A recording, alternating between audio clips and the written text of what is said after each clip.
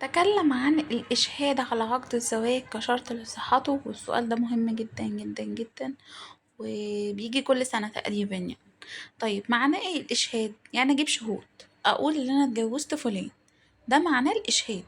طيب حكم الإشهاد على عقد الزواج، جمهور الفقهاء قالوا هو في مذهبين. جمهور الفقهاء قال لازم في شهود لصحة عقد الزواج، واستدلوا من القرآن ومن السنة ومن المعقول.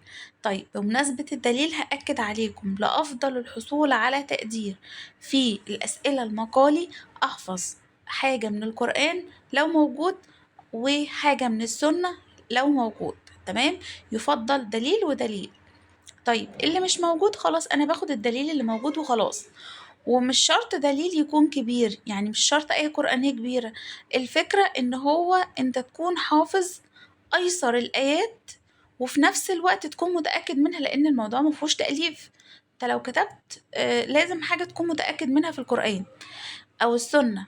أما لو أنت شاكك نص في المية ما تكتبهاش، لأن ده بيقلل التقدير، يعني ده يعتبر جريمة أصلا. تمام، فناخد بالنا من النقطة دي. طيب الدليل من السنة إيه؟ حديث الرسول بيقول أيما امرأة أنكحت نفسها بغير إذن وليها وشهدي عدل شهدي عدل فنكاحها باطل. يعني هنا أنا المفروض بيبقى ليا شهود. تمام.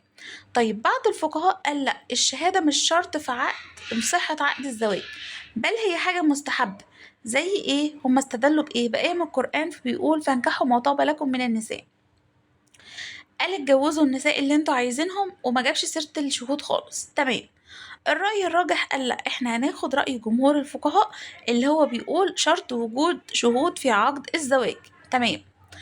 طيب تاني حاجة ما يشترط في الشهود لصحة عقد الزواج، احنا كده قلنا لازم شهود.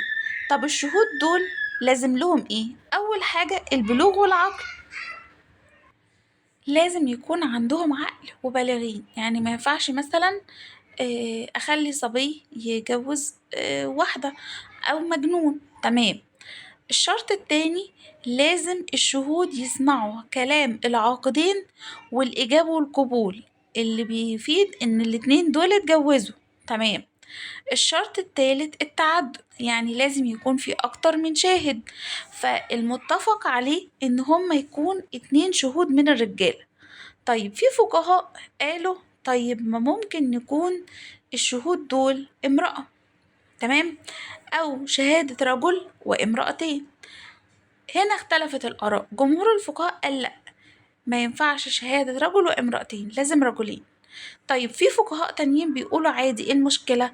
ممكن رجل واحد وامرأتين، على أساس الآية القرآنية اللي قالت واستشهدوا شهيدين من رجالكم فإن لم يكونا رجلين فرجل وامرأتان ممن ترضون من الشهداء. هنا هو سمح بالشهادة للسيدات يكون 2 ورجل. تمام.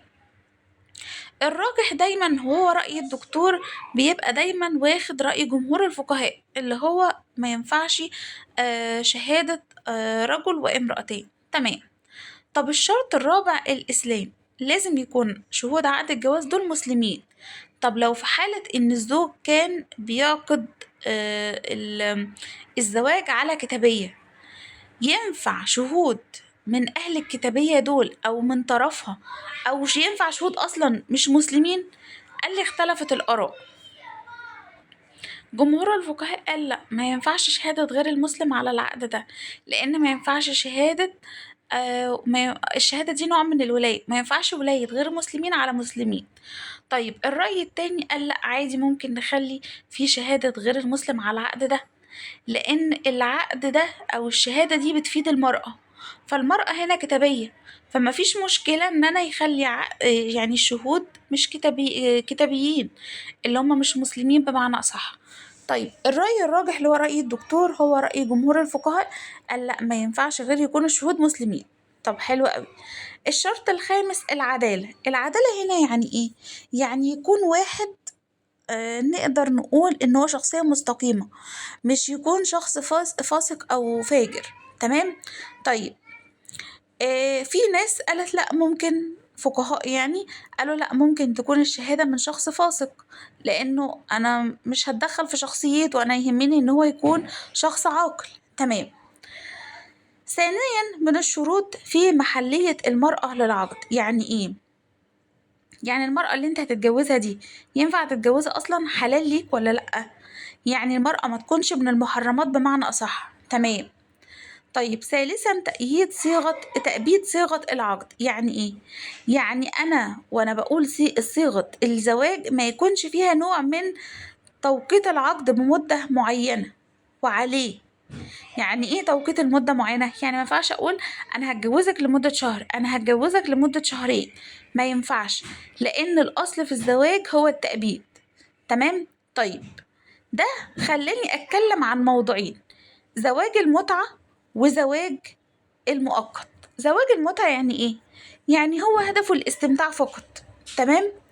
ده الشرع نهى عن القصة دي خالص. بمعنى ايه؟ هو مثلا وليكن واحد مسافر لمدة سنة، واحد مسافر لمدة سنة، فقال اللي هو هيتجوزها دي انا هتجوزك لمدة سنة اللي انا مقيم بيها هنا. فجمهور الفقهاء قالوا انه ده حرام، الا اللي فيه رأي بيقول لا مش حرام، مفيش مشكلة ان هو يتجوز فترة معينة، واستدلوا عليها بآية قرآنية: فما استمتعتم به منهن فأتوا أجورهن فريضة. فهم مش شايفين ان في مشكلة، بالعكس ده كمان انت هتاخد مهر، والولد اللي هيتنسب زي الطفل العادي بالظبط اللي هو من نسب عادي. تمام. طيب مناقشة الاستدلال دي مش مهم اللي احنا نكتبها في الامتحان، يكفي قوي ان احنا نكتب الأحاديث والدلائل أو الآية القرآنية والدلائل. تمام.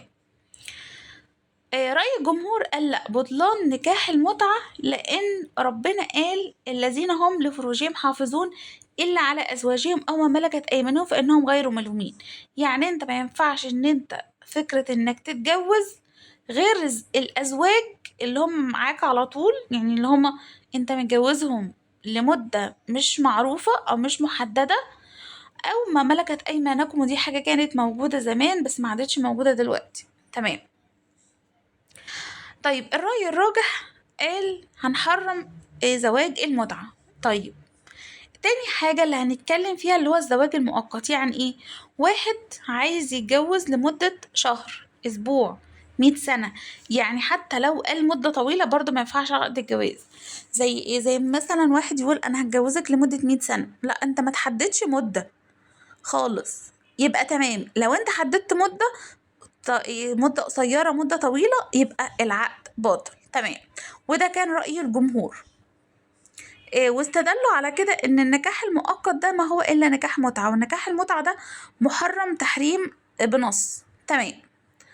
طيب رأي تاني قال فكرة التأقيت دي هنا بيخلي الشرط فاسد، اللي هو ان انا اتجوزك لمدة 100 سنة مثلا، ده الشرط ده فاسد ولكن العقد صحيح. طيب الرأي الراجح قال هو رأي الجمهور. طبعا رأي الراجح دايما بيبقى رأي الدكتور، وهو دايما رأي الجمهور. تمام. السؤال ده مهم جدا ناخد بالنا منه، لو في حاجة ارجعوا لي. تمام، اشوفكم على خير.